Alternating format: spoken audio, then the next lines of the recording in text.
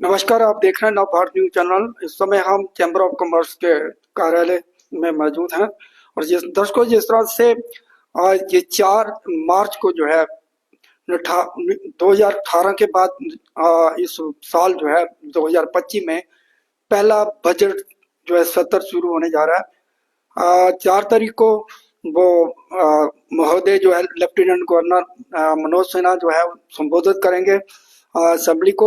उसके बाद ये 22 दिनों तक का ये जो है सत्र चलेगा और किन किन मुद्दों के ऊपर खासकर हम व्यापार की बात करें, इंडस्ट्री की बात करें, ये अहम मुद्दे हैं। हमारे साथ चैम्बर ऑफ कॉमर्स के अरुण गुप्ता जी प्रेसिडेंट हैं, उनसे बातचीत करेंगे। पहले तो गुप्ता साहब आपका बहुत बहुत स्वागत है। धन्यवाद। गुप्ता साहब, जिस तरह से 2018 के बाद ये पहली बार जो है बजट जो है वो पेश होने जा रहा है। मार्च जो है 4 को शुरू होगा और 22 दिनों का ये बजट चलेगा। इससे पहले आपने प्री बजट मीटिंग की है, किन किन मुद्दों को खासकर व्यापारी वर्ग और जो इंडस्ट्री के जो वर्ग है उनके लिए किस तरह से आपने अपनी बात रखी? देखिए, ये पहला बजट है जो यूटी असेंबली में पेश होने जा रहा है। पहले हमारा जम्मू और कश्मीर स्टेट थी और उसके बाद जिस तरह से यहाँ पर गवर्नमेंट जो है अभी नई बनी है और ये पहली बार यूटी गवर्नमेंट का बजट जो है वो पेश होने जा रहा है। हमने अपनी तरफ से जो डिमांड्स दी हैं बड़ी क्लियर है। देखिए, जम्मू और कश्मीर एक ऐसा प्लेस है, यहाँ पर जो इंडस्ट्री है वो हमेशा सरवाइव करती है with the incentives from union government. जी जब कभी भी यहाँ देखिए, यहाँ पर अगर किसी ने इंडस्ट्री लगानी है तो आपको पहले क्या क्या चीजें फेस करनी पड़ती हैं। जी जी। पहली बात तो ये है कि रॉ मटेरियल जो है वो बाहर से बाहर इम्पोर्ट से करना आता, बिल्कुल। पड़ता है।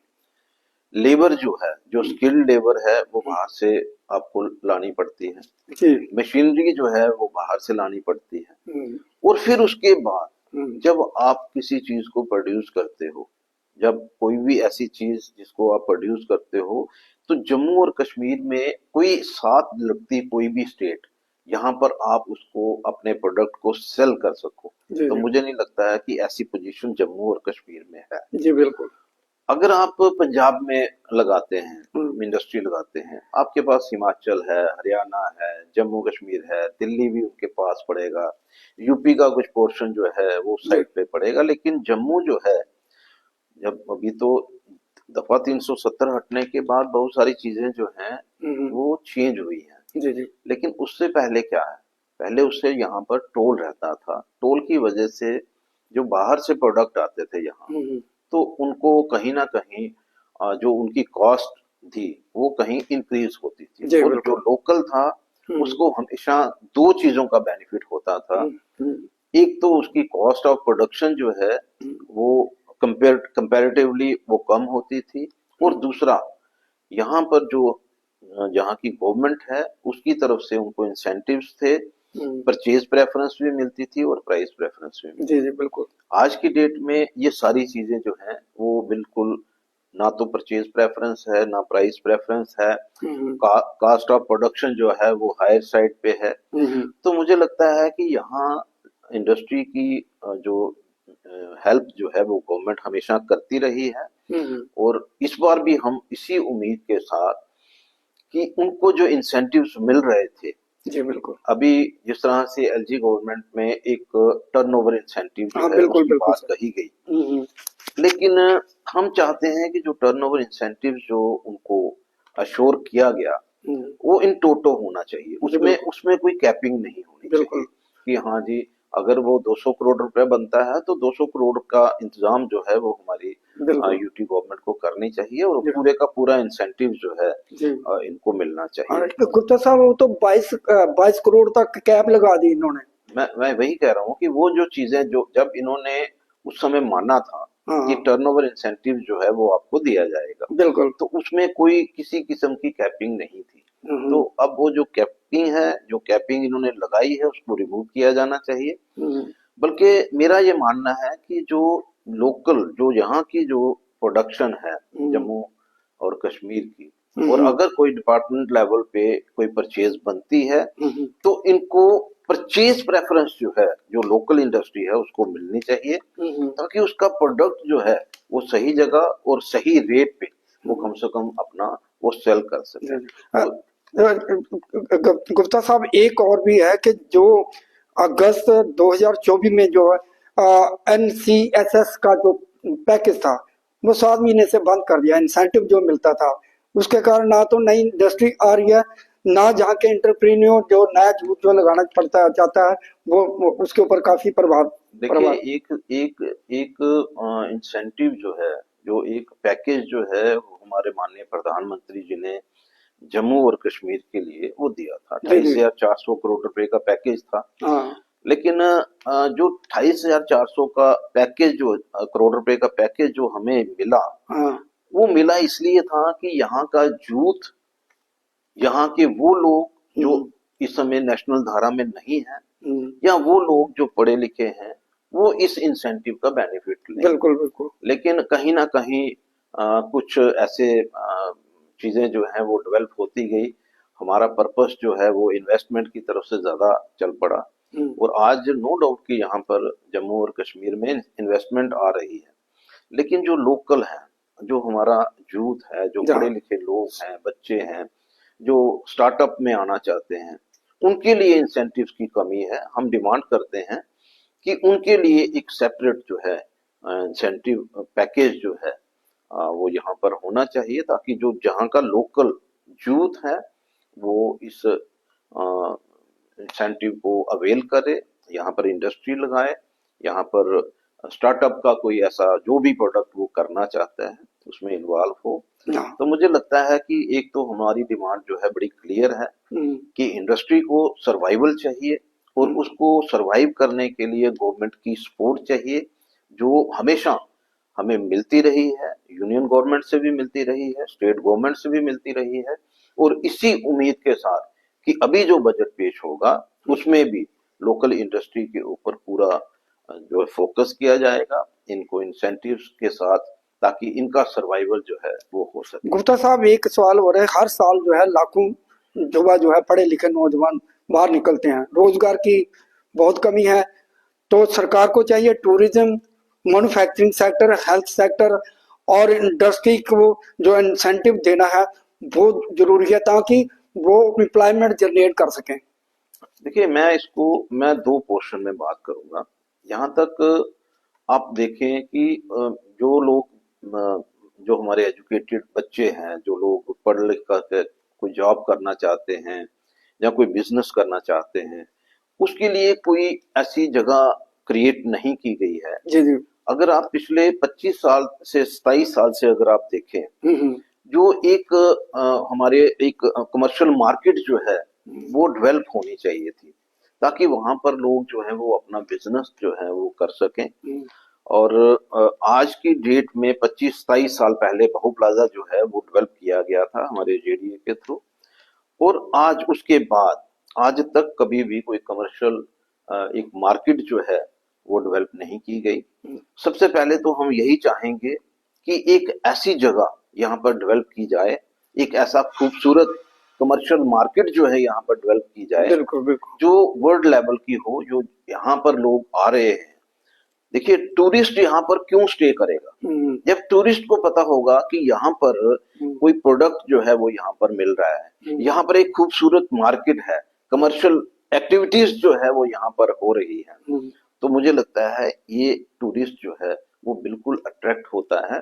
आज की डेट में पिछले काफी समय से हमारी डिमांड चल रही है कि यहाँ पर एक खूबसूरत सी मार्केट जो है वो डेवलप की जाए, ताकि यहाँ पर वर्ल्ड लेवल के जो भी प्रोडक्ट हैं वो यहाँ पर आए, और लोग जो हैं उनको परचेज करने के लिए, उनको देखने के लिए इन सारी जगहों पे विजिट करें। गुप्ता साहब, हम ट्रेडर की बात करें, ट्रेडर भी बड़ा असमंजस की स्थिति में है। जीएसटी के कारण क्या छोटी सी गलती होती है, करोड़ों रुपया उनके ऊपर पेनल्टी लगा दी जाती है।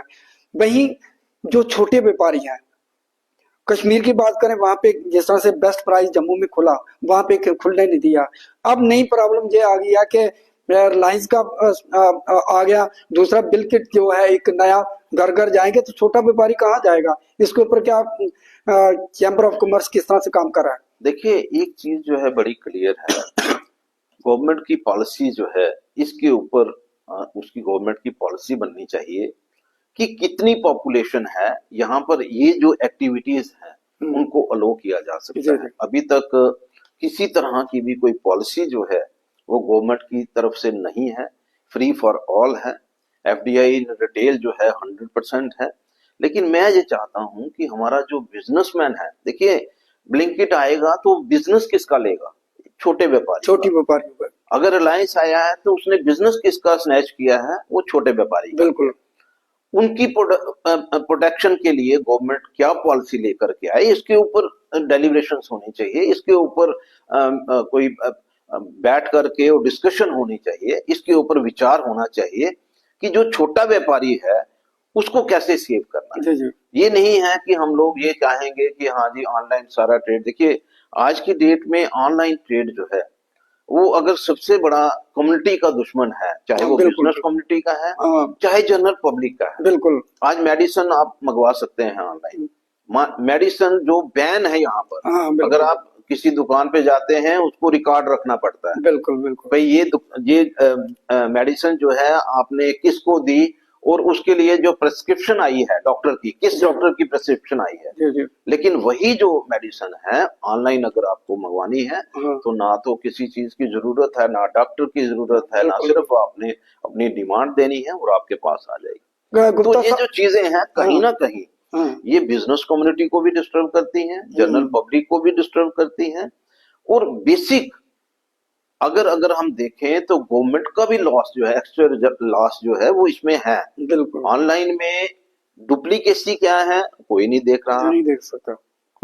ओरिजिनल चीज का जो रेट है, क्या वो जो कंज्यूमर को मिल रहा है, क्या वो उसको ओरिजिनल चीज मिल रही है कि नहीं मिल रही है, उसके उसके ऊपर जो जीएसटी है वो प्रॉपर लगाई गई है कि नहीं गई है, क्योंकि रेट का डिफरेंस इतना आ रहा है। अगर एक प्रोडक्ट, एक कंपनी जो है अगर डीलर को एक चीज 100 रुपए की देती है, वही चीज कंज्यूमर को 50 रुपए की अगर ऑनलाइन मिलती है, तो मतलब यहाँ तो कंपनी कोई जो है वो हमारे बिजनेसमैन के साथ दगा कर रही है, या फिर जो इस तरह के जो ऑनलाइन ट्रेड करने वाले लोग हैं वो कहीं ना कहीं डुप्लीकेसी जो है हमारे लोगों को बांट रहे हैं। गुप्ता साहब, दो इशू बहुत बड़े हैं, लंबे समय से डिमांड रही है। एक तो ड्राई पोर्ट की, दूसरा वेयर हाउस के जो कंजस्शन हो गई है, गोदाम है ही नहीं है, वहां बाहर माल खत्म उनका खराब हो जाता है। लंबे समय से डिमांड रही है कि वेयर हाउस को शिफ्ट किया जाए, कहीं जगह दी जाए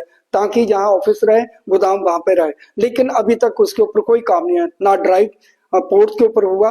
तो इसके ऊपर अब चैम्बर ऑफ कॉमर्स किस तरह से काम करेगी, क्योंकि लंबे समय से डिमांड है। देखिए ड्राई पोर्ट की जो डिमांड थी वो चैम्बर की तरफ से ही रेज की गई थी, क्योंकि हमारी बहुत सारे एक्सपोर्टर्स हैं जो इस चीज को अवेल करना चाहते हैं। गवर्नमेंट ने लैंड भी अलॉट की है, कुछ काम जो है वहां पर हुआ, लेकिन अभी तक पिछले 3 साल से लगातार जो कि अभी तक कंप्लीट होना चाहिए था, अभी तक वो कंप्लीट नहीं हो पाया और उसका बेनिफिट अभी तक जम्मू और कश्मीर के लोगों को नहीं मिल पाया। मुझे लगता है कि गवर्नमेंट को इसके ऊपर जरूर अपना स्टेटमेंट देना चाहिए कि क्यों इतनी डिले जो है। अगर आपने किसी को लैंड अलॉट की है ड्राई पोर्ट के लिए, तो वो क्यों नहीं उसको डेवलप कर पा रहे, और अगर वो डेवलप कर दिया है तो वो भी चीजें हाईलाइट होनी चाहिए, लोगों तक बातचीत पहुंचनी चाहिए। और अगर वो नहीं कर रहे हैं, वो क्यों नहीं कर रहे हैं, और किस जो टर्म्स एंड कंडीशंस के ऊपर उसको जगह अलॉट की गई थी उसके ऊपर भी जरूर पब्लिक स्टेटमेंट आना चाहिए। यहाँ तक वेयर हाउस के गोडाउन की बात है, मैं आपको एक चीज जो है बताना चाहता हूँ कि देखिए गवर्नमेंट जो है वो हमेशा इस बात की चिंता करती है कि हम लोग एरिया को कैसे डीकंजेस्ट करें। जी बिल्कुल। बॉम्बे में जो होलसेल मार्केट थी, इसी तरह जिस तरह वेयर हाउस की मार्केट है, बिल्कुल इसी तरह वहां पर फूड ग्रेन की एक मार्केट हुआ करती थी जो ओल्ड बॉम्बे में हुआ करती थी। उसके बाद बॉम्बे गवर्नमेंट ने एक नया शहर जो न्यू बॉम्बे जो जिसको हम बोलते हैं वो डेवलप किया, और ये जो होलसेल मार्केट्स थी उनको सबको वहां पर शिफ्ट किया। जी गोडाउन आज भी ऑफिस जो है वो पुरानी बॉम्बे में है, बिल्कुल। और वहां पर हम्म, जो है वहां पर ट्रक लोड होते हैं, वहां पर हर चीज जो है अवेलेबल है। और उन लोगों को ये नहीं है कि यहाँ पर अगर ओल्ड बॉम्बे में उनके पास अगर 2 मरले जगह थी या 5 मरले जगह थी, तो वहां उन्होंने 1 कनाल जगह के अंदर उनको लैंड डेवलप करने के लिए ऑफर किया, और जो भी प्रीमियम था, जो भी उनका रेट था, उसके मुताबिक उनको जगह दी गई। और आज वो देखिए नई मुंबई जो है वर्ल्ड लेवल की मार्केट जो है आज की डेट में वहां पर है। तो मुझे लगता है कि गवर्नमेंट को आगे आना चाहिए। गवर्नमेंट ने यहाँ पर अगर डेवलप किया है तो अब इसको और किस तरह, किस पैमाने पे इसको फर्दर उनको जो फैसिलिटीज दे करके हम लोग जो है इस एरिया को डिकंजस्ट करें, और अलग से एक मार्केट जो है उनको दें, यहाँ पर लोग जो हैं वो अपने ऑफिस बना सकें, अपनी और खूबसूरत जो है वो इस जगह को डेवलप कर सकें।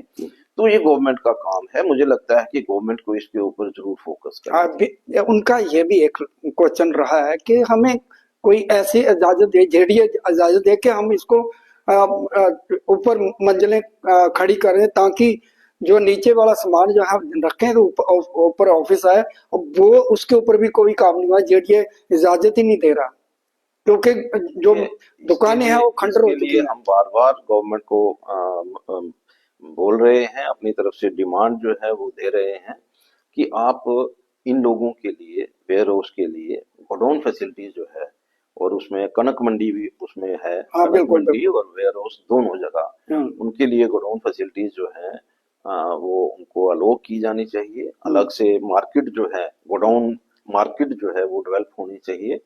और इसी तरह जो नए कारोबार में आना चाहते हैं, नए बिजनेस में आना चाहते हैं, उनके लिए भी एक मार्केट जो है वो यहाँ पर डेवलप होनी चाहिए। और मैं समझता हूँ कि देखिए कोई भी बिजनेस जो है अगर एक एरिया में डेवलप होता है तो मुझे लगता है उसका बेनिफिट गवर्नमेंट को भी होता है, पब्लिक को भी होता है, और बिजनेसमैन को भी होता है। तो मुझे लगता है कि इसके ऊपर जरूर गवर्नमेंट को नजर रखनी चाहिए, और इस बजट में इनको अनाउंस करना चाहिए कि जम्मू के अंदर कौन सी मार्केट जो है कमर्शियल मार्केट डेवलप की जाने वाली है, और कश्मीर के अंदर कौन सी। Last question sir, overall budget जो 70 होगा, तो आपको लगता है कि सरकार के बंदिशें भी हैं, क्योंकि बिजनेस रूल नहीं है, स्टेट रूल नहीं है, तो ऐसे में बजट में जो जितनी बातें आपने कही अपनी बजट मीटिंग में, तो क्या आपको लगता है कि कुछ ना कुछ उसके ऊपर काम होगा? बिल्कुल होगा। देखिए ऐसा नहीं है कि भाई गवर्नमेंट है और गवर्नमेंट जो है जो भी अपनी तरफ से रिकमेंडेशन भेजेगी तो सेंट्रल गवर्नमेंट उसको टोटली रिजेक्ट कर देगी, ऐसा कोई नहीं है जी। यहाँ पर। गवर्नमेंट को भी पता है और यूनियन गवर्नमेंट को भी पता है कि कौन कौन सी चीजों की यहाँ पर रिक्वायरमेंट है। आज यहाँ पर टूरिस्ट जो है जम्मू के अंदर, उनका फुटफॉल जो है वो कम होता जा रहा है। उसको सोचना पड़ेगा कि किस तरह से, जैसे ट्रेन आगे जा रही है, बाकी चीजें यहाँ से मूव कर रही हैं, यहाँ पर टूरिस्ट आकर के किस तरह से रुक सकते हैं, स्टे कर सकते हैं। इस बात की चिंता जो है वो हमारी यूटी गवर्नमेंट भी करेगी और यूनियन गवर्नमेंट को भी करना पड़ेगा। हाँ, ये बात तो उमर साहब ने कहा है कि मैं जम्मू को पठानकोट नहीं बनने दूंगा। ये बात माननीय प्रधानमंत्री जी ने भी कही है कि हम जम्मू को पठानकोट नहीं बनने देंगे। तो मुझे लगता है कि ये जो चीजें हैं, चाहे वो टूरिज्म सेक्टर है, चाहे वो बिजनेस कम्युनिटी के लिए कोई चीज डेवलप करनी है, चाहे इंडस्ट्री को कोई इंसेंटिव्स देने हैं, पैकेज देना है, इसके लिए मुझे नहीं लगता है कि जो भी रिकमेंडेशन जाएंगी हमारी यूटी गवर्नमेंट की तरफ से, जो रिकमेंडेशन जाएंगी वो मुझे इसकी पूरी उम्मीद है कि हमारी यूनियन गवर्नमेंट जो है उसको पूरा अप्रूवल देगी। और हमेशा एक एक रवायत रही है जम्मू और कश्मीर के लिए, सेंट्रल गवर्नमेंट जो है हमेशा जो भी यहाँ के रिक्वायरमेंट्स हैं, जो भी इंसेंटिव्स हैं और एक्स्ट्रा इंसेंटिव्स जो हैं, हमेशा यहाँ पर यूटी गवर्नमेंट को मिलते रहे हैं, स्टेट को मिलते रहे हैं। और इस बार भी मुझे पूरी उम्मीद है कि वही रिवायत जो है वो कायम रहेगी, और जम्मू और कश्मीर के लिए स्पेशल जो इंडस्ट्री के लिए इंसेंटिव्स मिलेंगे, यहाँ पर बिजनेस एक कोई मार्केट डेवलप करने के लिए फंड्स जो हैं वो अलॉट किए जाएंगे, और इसके अलावा टूरिज्म सेक्टर किस तरह ग्रो कर सके उसकी चिंता जो है इस बजट में जरूर की जाएगी। धन्यवाद जी। धन्यवाद। तो ये थे Arun Gupta ji, chamber of commerce के प्रेसिडेंट। इन्होंने कहा है कि हमें पूरी उम्मीद है कि ये जो बजट पेश होगा वो लोगों के हित के लिए, व्यापारियों के हित के लिए, इंडस्ट्री के हित के लिए होगा। धन्यवाद।